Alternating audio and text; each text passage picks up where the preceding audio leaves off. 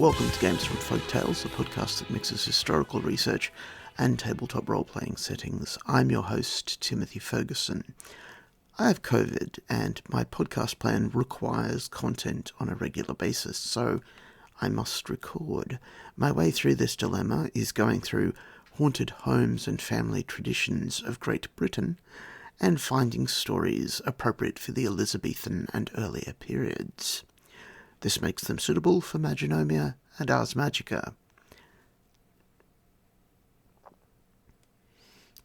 First, a ruin, a monster, and a treasure, all in 8 minutes.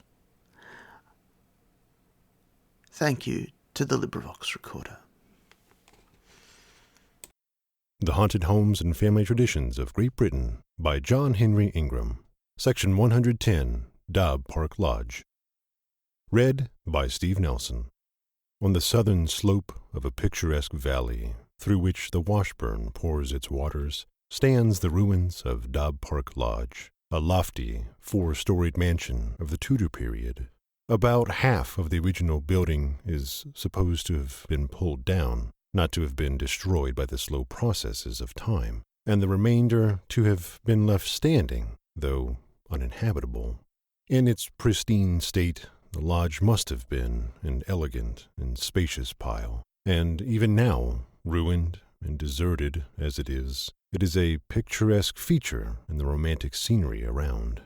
There are some singular traits in the building, as, for instance, the fact that, apparently, the only means of access to its interior was by a winding stair in a projecting turret in the rear. Who lived in this strange and romantically situated abode, history tells not.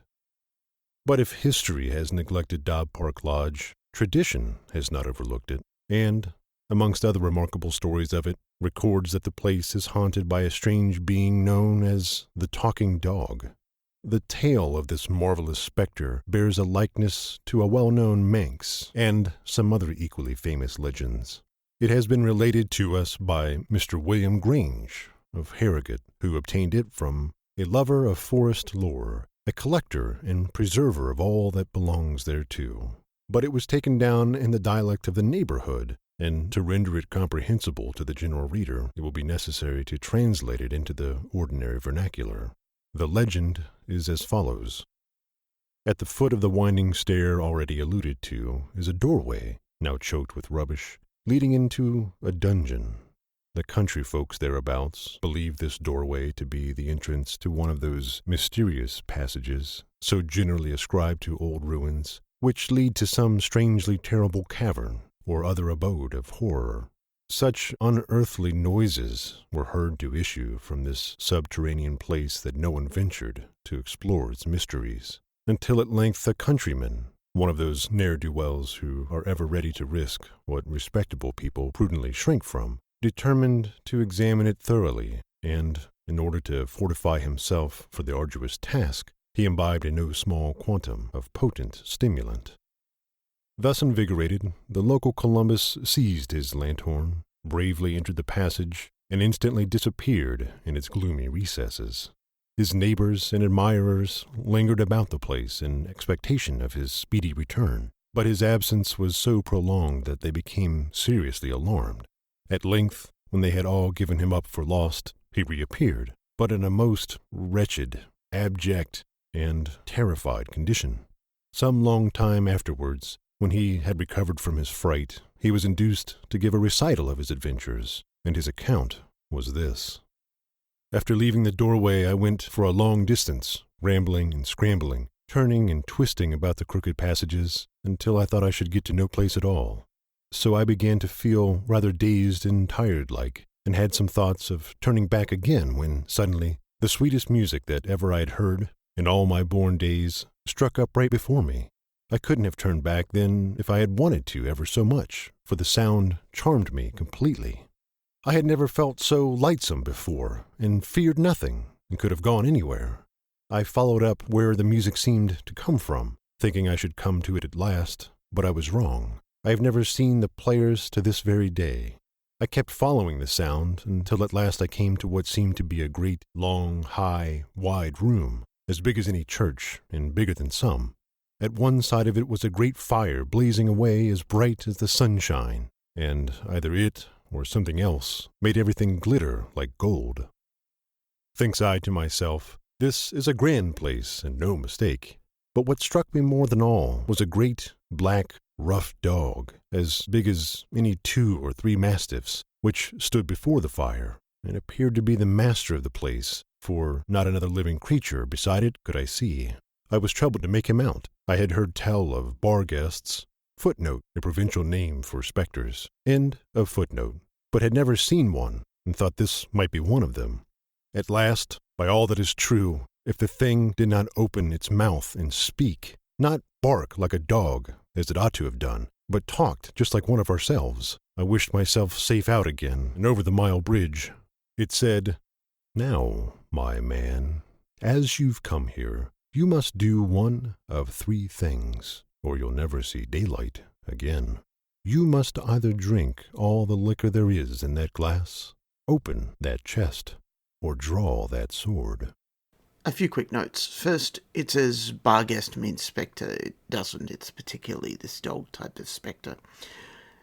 And the test that the man is being put to seems similar to a test found in other parts of England for people who find the sleeping king. Do you draw the sword or blow the horn? Sadly, if any of you find yourself in this situation, in different areas, what you're meant to have done seems to vary somewhat. I looked, and there I saw a strange, great chest, seemingly bound with iron bands, and with 2 or 3 great iron locks on it. At the top of that chest was placed a fine great glass, with a long stem, full of the nicest-looking drinking stuff that I ever saw. Above that, on a peg or something of the sort, against the wall was hung what he called the sword, a great, long, broad, heavy, ugly thing, nearly as long as myself. I looked them all over and over again, considering which job to do, for I durstn't, for the life of me, think of not doing what the dog bade me. The chest looked much too strong for me to open. Besides, I had no tools with me that would be likely to open it with, and, as for the sword, I knew naught about sword work. I had never held one in my life, and should be quite as likely to cut myself as anyone else with it. So I thought I would let it alone. Then there was naught but the drink left for me, and I began to feel rather dryish, what with rambling about the place so long, and what with the drop of drink I had before I started. So says I to myself, here goes at the drink. I took hold of the glass with my hand, the dog all the time glowering at me with all the eyes he had, and, I assure you, he had 2 whoppers. Saucers are not so big. They were more like pewter plates, and gleamed and glittered like fire. I lifted the glass up to my mouth and just touched my lips with the stuff to taste before I gave a big swig, when, wouldn't you believe it, it scalded, just like boiling water, or burnt like fire itself. All the skins off my lips and tongue end with it yet. If I'd swallowed all the lot, it would have burned my inside clean out, and I should have been as hollow as a drum. But I stopped short of that, or else I should have made a bonny mess of it. I just tasted the stuff, but what it is I cannot tell. It was not the color of aqua fortis, but it was quite as hot. Aqua fortis is nitric acid. How he knows what color nitric acid is, I'm not sure. As soon as ever I tasted it, up flew the lid of the chest with a bonny bang, and I do declare it didn't seem to be as full of gold as ever it could cram. I'd be bound to say there were thousands upon thousands of pounds in that very chest. But I'm no better for that, nor ever shall be, for I'll never go there any more. The sword, at the same time, was drawn by somebody's hand that I didn't see, and it glittered and flashed like lightning. I banged the glass down, and don't know whether it broke or not, but all the stuff was spilt. In a minute after, all was dark as pitch. The fire went out, my lantern had gone out before, the music gave over playing, and, instead of it, such a howling and yelling struck up and filled the place as I'd never heard in my time. It seemed as if hundreds of dogs were all getting walloped at once, and something besides screamed and yelled as if it were frightened out of its wits. Oh, it was awful. I fell down flat on the floor, I think in a swoon, and I could not have done better. How long I lay I cannot tell, but for a goodish bit, I think.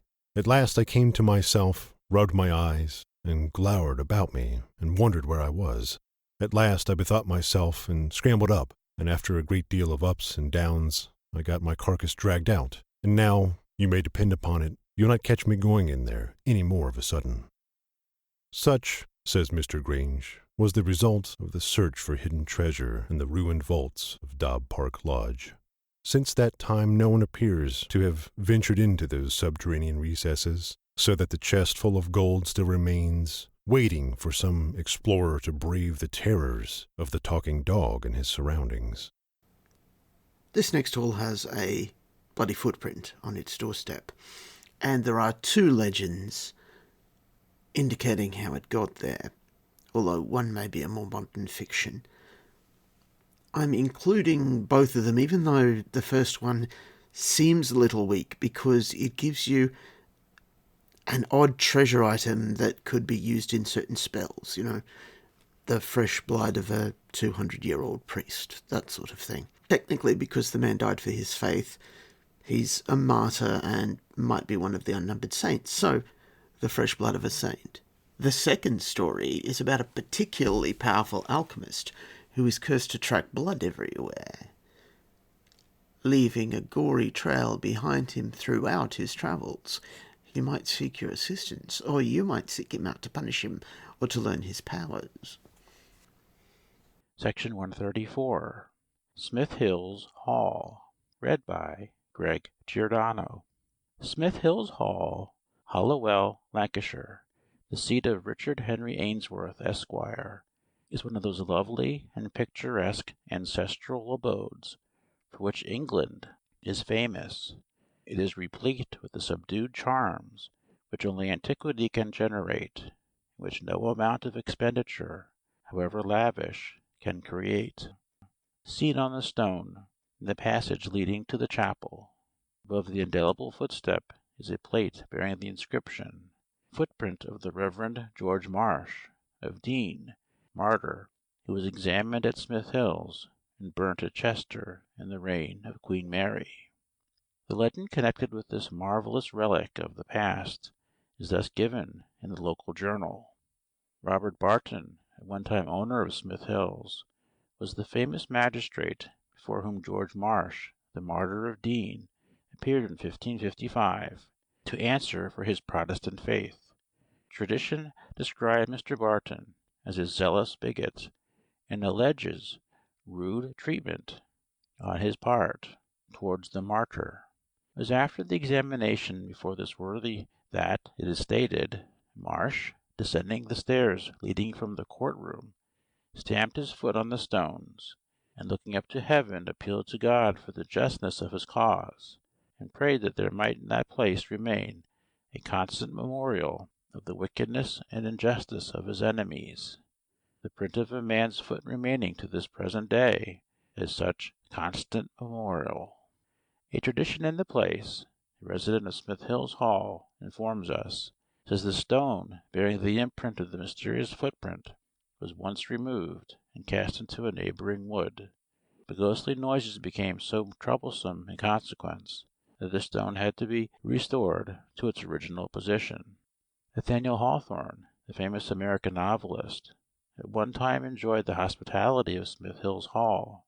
The legend of the bloody footstep made an intense and lasting impression upon his mind, and in 3 separate instances he founded fictions upon it.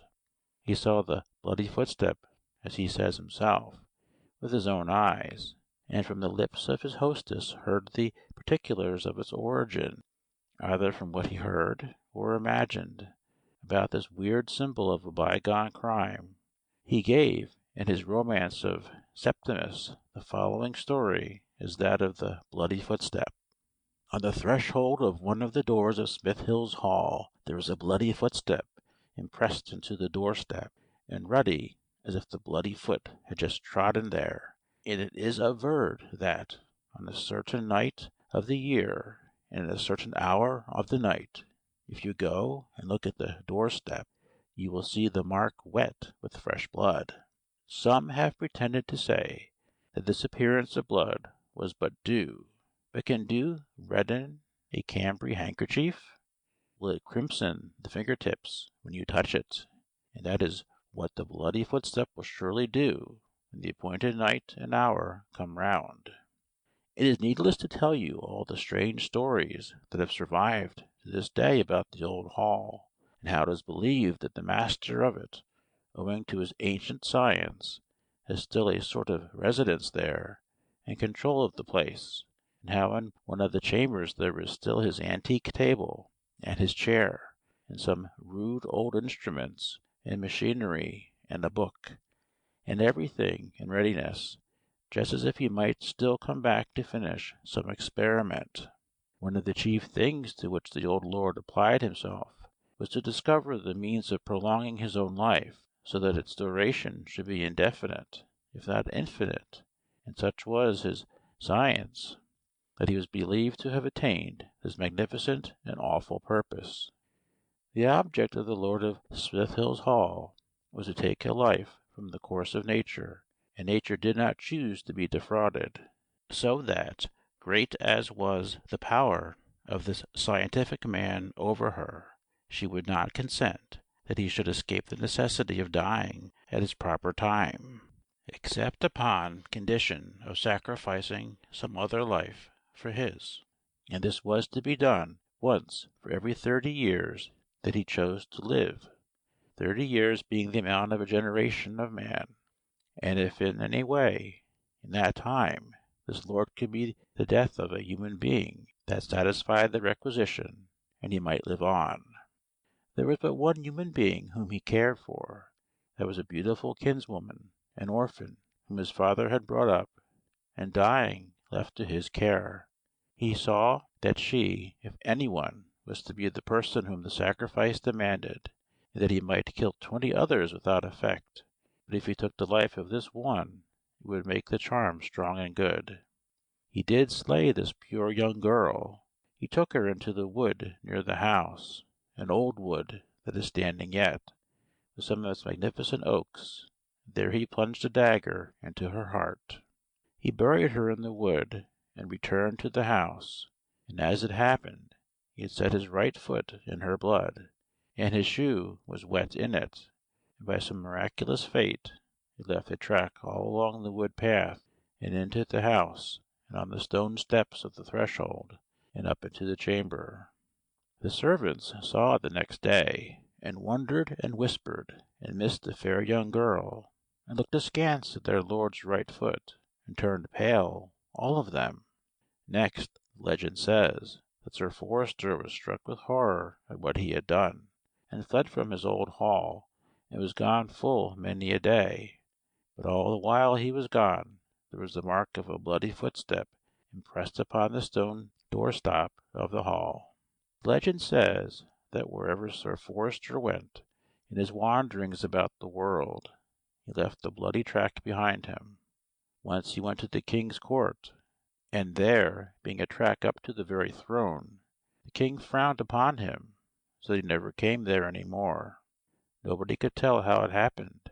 His foot was not seen to bleed, only there was the bloody track behind him. At least this unfortunate lord deemed it best to go back to his own hall, where, living among faithful old servants born in the family, he could hush the matter up better than elsewhere. So home he came, and there he saw the bloody track on the doorstep, and dolefully went into the hall, and up the stairs, an old servant ushering him into his chamber, and half a dozen others following behind, gazing, shuddering, pointing with quivering fingers, looking horror-stricken in one another's pale faces.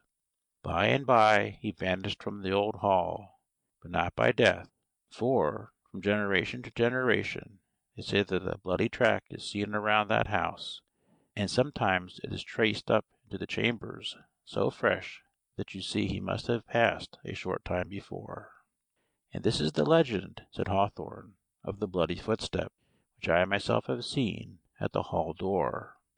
It will be seen, however, how widely different is the story told by the great American romancist, as that given by the owner of Smith Hill's Hall, and believed in by the tenants around. Whether the author of Septimus really had any traditional authority for his version, or whether he evolved the whole recital from the depth of his imagination, it would be difficult to say. Your saga may vary.